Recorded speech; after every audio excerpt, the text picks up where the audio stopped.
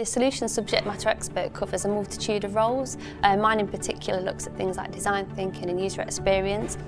I do a lot of work in terms of the process of design thinking, so I get involved with the end users, with the customers, to really try and get to the heart of the problem, and then work with our technical subject matter experts to understand what's technically feasible, what isn't.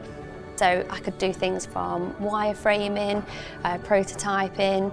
I would do a lot of workshops, user journeys, a whole host of things to help that process of understanding what the customer needs and what we need to build for them. The exciting thing for me is I get to work across all areas of Rolls-Royce. That can be anything from finance to HR to, literally it covers the whole spectrum of the organisation. I've had the freedom and the flexibility to make the role my own. In the new ways of working with IT, that's exactly where we would want to be going in terms of, multidiscipline, self-organising teams, and we want people to start thinking in that way. Letting them take a step out of the day-to-day delivery and letting them look at some of the challenges around us and see if they can help solve them.